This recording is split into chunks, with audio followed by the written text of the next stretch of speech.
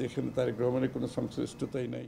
সমসাময়িক বিভিন্ন ইস্যুতে সোমবার সাংবাদিকদের সঙ্গে খোলামেলা কথা বলেন বিএনপির স্থায়ী কমিটির সদস্য আমির খসরু মাহমুদ চৌধুরী ও মেজর অবসরপ্রাপ্ত হাফিজ উদ্দিন আহমদ। আমরা এখনও অত্যন্ত উদ্বেগের সাথে লক্ষ্য করছি দেশের আইন শৃঙ্খলা পরিস্থিতি খুবই খারাপ হয়ে এসেছে।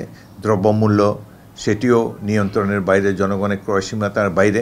গ্রেনেড হামলা মামলায় তারেক রহমান সহ সব আসামি খালাসের রায়ে আদালতে ন্যায় বিচার পাওয়ার বিষয়ে মানুষ আশ্বস্ত হচ্ছে বলে জানান তারা। সাজানো মামলা আইনিভাবে মোকাবেলা করে ভারপ্রাপ্ত চেয়ারম্যান দ্রুত দেশে ফিরবেন, এমনটিই জানান দলের দুই নীতি নির্ধারক।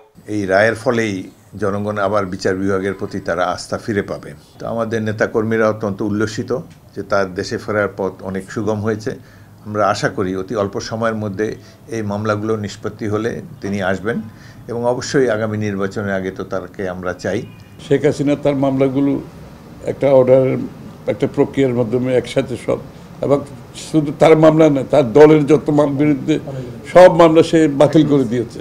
সেই কাজটা তো আমরা করার জন্য রাজি না, তারেক রহমান সাহেব রাজি না। তারেক রহমান সাহেব চাচ্ছেন আমরা ডিউ প্রসেস অফ ল মামলাগুলো শেষ করতে হবে।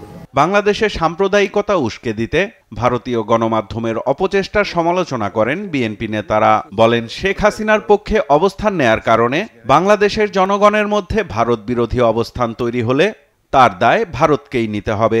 ভারতের পররাষ্ট্রনীতির একটি দুর্বলতা হলো যে তারা বাংলাদেশের জনগণের সাথে বন্ধুত্ব চায় না।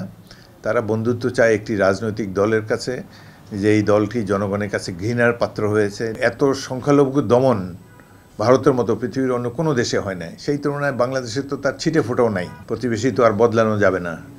এবং যদি তারা এইভাবে জনগণের বিরুদ্ধে, আমাদের দেশের বিরুদ্ধে ষড়যন্ত্র করে, তাহলে তারাও ক্ষতিগ্রস্ত হবে, আমরাও ক্ষতিগ্রস্ত হব।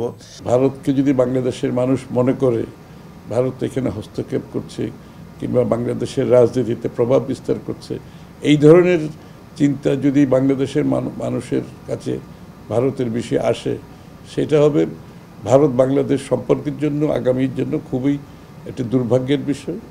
এটা ব্যাড নিউজ, সেটা হওয়া উচিত হবে না।